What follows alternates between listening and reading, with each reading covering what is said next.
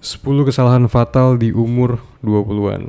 Gue kelahiran tahun 96, saat ini masih di umur 20-an akhir, 28, tahun ini nanti 29. Dan tahun depan menginjak kepala 3, oh my god. Jadi di video kali ini mari kita bernapak tilas. Nampak tilas itu apa nih ya bahasa gampangnya? Mengunjungi kembali usia 20-an awal, yang mana penonton channel ini mayoritas ada di kisaran usia segini, berdasarkan data YouTube. Apa aja sih hal-hal yang menurut gue pribadi yang telah melewati usia 20-an awal? Hal-hal yang tergolong sebagai kesalahan masa muda, buang-buang waktu doang, gak penting gitu, yang seharusnya bisa dihindari atau dikurangi secara drastis supaya lu jadinya lebih leluasa dalam ngembangin diri menjadi versi the best, menjadi Sigma, biar lebih cepet masuk mode super saiyannya gitu. Mumpung lu masih muda sekarang, resapi baik-baik pembahasan gue setelah ini karena akan ngefek banget ke kehidupan lu ke depannya. Gak cuma nonton paham doang maksudnya, tapi lu taking action juga setelahnya buat mulai melepaskan diri dari 10 kesalahan masa muda ini. First and foremost, yang paling terpenting tentunya PMO. Ini udah di luar kepala sih, mulut gue udah berbusa cuy bahas PMO mulu. Jadi gue gak akan bahas panjang lebar di sini. PMO itu merenggut energi kehidupan seorang cowok, oke?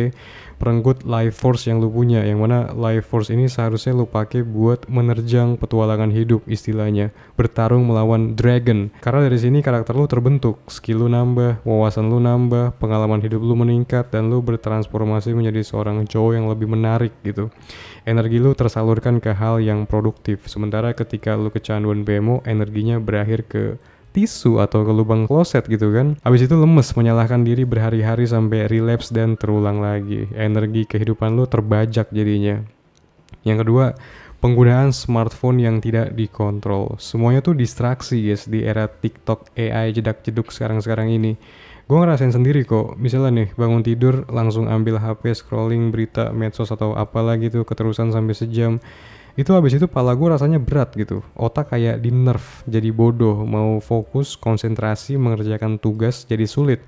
Bawaannya ya pengen lanjut scrolling aja. Tapi nggak ada gunanya kan, scrolling buat apa? Nggak ngebantu gue making progress di hari itu, nggak moving the needle yang berkaitan sama pekerjaan gue. Gue cuma konsumsi informasi doang, gue tahu akan suatu hal, tapi apa untungnya gue tahu hal tersebut? Apakah informasinya kepake buat gue pakai di kerjaan nantinya? Seringnya enggak. Makanya menu-menuhin otak doang, ibarat kulkas yang penuh tapi isinya makanan busuk semua. Makanan bersihnya dikit doang space-nya. Inilah yang terjadi di otak ketika scrolling lihat HP tanpa dikontrol, menurunkan level kepintaran lu di masa muda. Yang ketiga, bucin, budak cinta. Dari kosakatanya aja udah jelas tuh, budak dan cinta. Budak artinya adalah seseorang yang tidak punya kuasa, tidak punya kendali atas dirinya sendiri. Budak adalah seseorang yang tidak bahagia karena dia dikontrol, disuruh, bergantungan, dan gak bebas. Sementara cinta itu disalahartikan sama banyak orang masalahnya. Cinta itu kan aslinya open, terbuka, bebas, non-judgmental, dan non-conditional. Tapi yang dipahami sama anak muda zaman sekarang yaitu cinta adalah seputar perasaan ke lawan jenis, yang mana ini mengarahnya ke emosi, feeling, dan sikap posesifnya ke cewek yang dia suka atau cowok. Berarti kan kalau disimpulkan lo itu budak atas emosi, atas feeling, atas keposesifan lo ke seorang cewek yang lo suka, yang mana ini tidak begitu sehat. Lo gak bisa berpikir logis dan emosional di satu waktu yang bersamaan. Lo mesti milih salah satunya. Bucin artinya lo memilih untuk lebih condong ke berpikir pakai emosi. Ini bakal berpengaruh ke segala aspek di kehidupan lo. Makanya tidak begitu recommended. Yang keempat, gaming ribuan jam. Gue dulu termasuk player Dota 2 juga yang udah ngabisin ratusan bahkan ribuan jam mungkin. Sekarang gue bertanya ke diri gue sendiri, apa yang gue dapet? Jawabannya tidak ada. Itu baru Dota 2 doang, belum game-game offline lainnya yang gue mainin juga di PS atau di PC.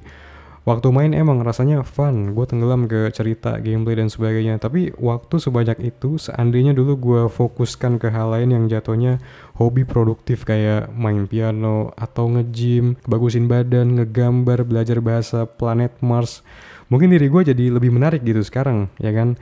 Kecuali kalau lu punya cita-cita jadi gaming content creator terkenal kayak Windah dan sebagainya, dimana lu dapat penghasilan dan ketenaran dari situ. Ya why not? Yang salah menurut gua kalau gaming itu dijadikan sebagai pure escapism, pelarian. Waktu ngegame gak dikontrol, bisa 7-8 jam sehari. Kerjaan atau belajar lu jadi terbengkalai. Siap-siap lu pasti bakal jadi nolep yang gak ngerti apa-apa pas ngobrol sama orang lain kecuali membahas tentang game doang, dan ini tidak menarik, bre. Yang kelima, tidak memedulikan kesehatan tubuh. Makan sembarangan, dominan ke karbo dan gula dan kemasan yang mana ini sumber penyakit dari segala penyakit. Udah gitu jarang olahraga, jarang gerak, hampir gak pernah jalan kaki. Lu takut juga kena sinar matahari, terpapar sinar biru dari gadget mulu, pagi, siang, sore, malam. Belum lagi lu sering begadang, tidur kurang dari 7 jam setiap harinya. Jam tidur selalu di atas jam 12. Ini akibatnya metabolisme tubuh lu terganggu gara-gara lu tidak mengikuti circadian rhythm yang natural yang seharusnya lu ikutin, yang bagus buat tubuh lu. Di balik tubuh yang sehat terdapat pikiran yang sehat, dan ini sangat amat true.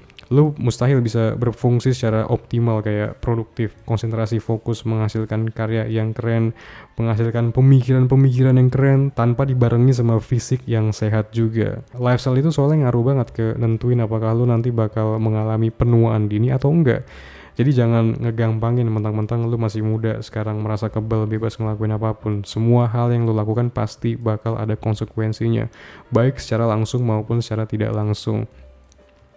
Yang keenam, hidup dikendalikan rasa takut. Sifat takut di dalam diri seseorang itu kan aslinya ada sebagai mekanisme survival diri, survival instinct. Kayak misalnya lu lagi di hutan sendirian berhadapan sama ular anaconda, lu takut kabur, itu wajar karena ini emang bagus buat keberlangsungan hidup lu. Kalau ngelawan lu pasti kalah. Yang jadi persoalan yaitu sifat penakutan ini kebawa ke dunia modern di cara lu menjalani keseharian. Lu mau nanya sama orang, takut. Mau ngajak ngobrol cewek yang lu suka, takut. Mau bicara presentasi di depan kelas, takut. Mau minta naik gaji ke bos karena beban kerjaan yang lu punya tuh berat banget, takut juga. Mau jadi content creator, mengekspresikan ide lu, bikin konten di medsos, takut juga. Padahal semua yang lu takutkan tersebut tidak mengancam survival diri lu kan. Gara-gara takut, hidup lu jadi tidak maksimal. Rasa takut itu mempersempit banget peluang lu buat dapetin kesempatan-kesempatan keren di hidup. Yang ketujuh, terlalu peduli sama omongan orang. Ini masih berkaitan sama poin yang sebelumnya kita bahas. Masa muda lu dipenuhi rasa takut karena lu merasa harus memenuhi ekspektasi atau tuntutan orang lain, which is ini bullshit. Sebenarnya nggak ada yang peduli sama diri kita. Lu nganggap orang lain kesannya merhatiin lu banget, padahal realitanya enggak. Setiap orang hanya peduli sama dirinya sendiri, boy. Mereka juga nggak sempurna kok. Mereka pasti punya kesulitannya masing-masing, perjuangan hidupnya masing-masing, dan mereka juga semua insecure sama opini orang lain terhadap dirinya. Harusnya dengan lu tahu ini, beban buat menyenangkan orang lain jadi berkurang ke diri lu kan. Lu jadi merasa lebih bebas buat mengekspresikan diri karena sebenarnya nggak ada yang merhatiin. Lu jadi lebih leluasa buat pembuktian ke diri sendiri karena ternyata orang lain tidak begitu memperhatikan seperti yang lu bayangkan. Yang ke-8, tidak punya tujuan hidup. Ini sebenarnya akar penyebab kenapa lu akhirnya malah kecanduan PMO, medsos, atau ngabisin banyak waktu dan duit di game online. Setiap orang pasti pengen mengisi kekosongan di dalam dirinya. Waktu luang ya harus dimanfaatkan dong, melakukan sesuatu biar nggak bosen.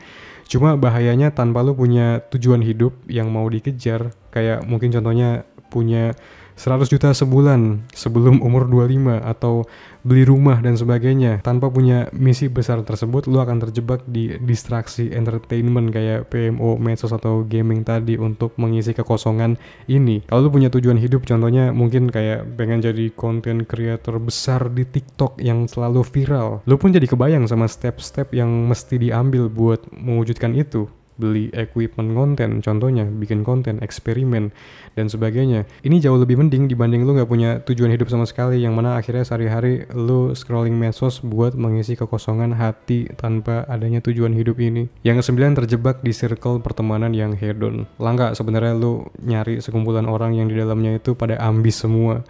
Pada ngerti lah sama pentingnya self development, improvement, disiplin, baca buku, workout, dan sebagainya. Kebanyakan circle pertemanan itu nggak jelas gitu tujuannya. Buat hedon, buat clubbing sampai pagi, minum alkohol, mabar bareng.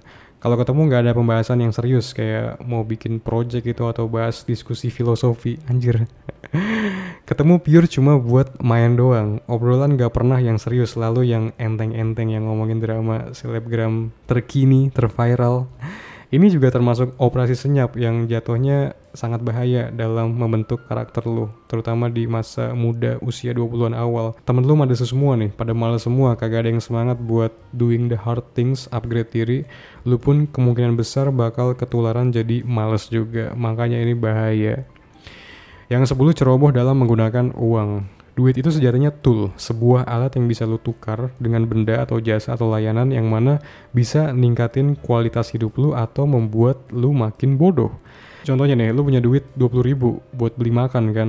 Kalau lu orangnya pinter, ngerti soal nutrisi dan gizi, lu bakal beli makanan yang lengkap secara nutrisi, yang proteinnya dapet, yang lemak sehatnya dapet, serat dan karbonya juga dapet, vitamin, mineral dan sebagainya juga dapet.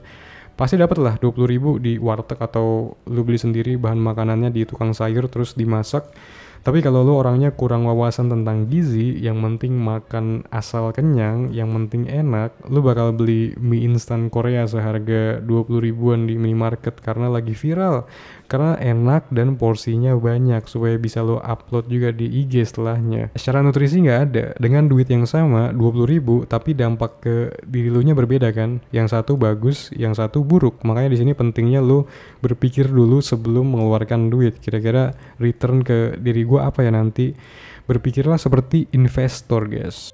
Thank you so much udah nonton. Seperti biasa, like, share, comment, subscribe, dan juga cek ebook gue panduan lengkap berhenti PMO permanen, sebuah bacaan yang sangat amat worth it buat menemani perjuangan berhenti PMO lo. Kita berjumpa lagi di video selanjutnya. Peace.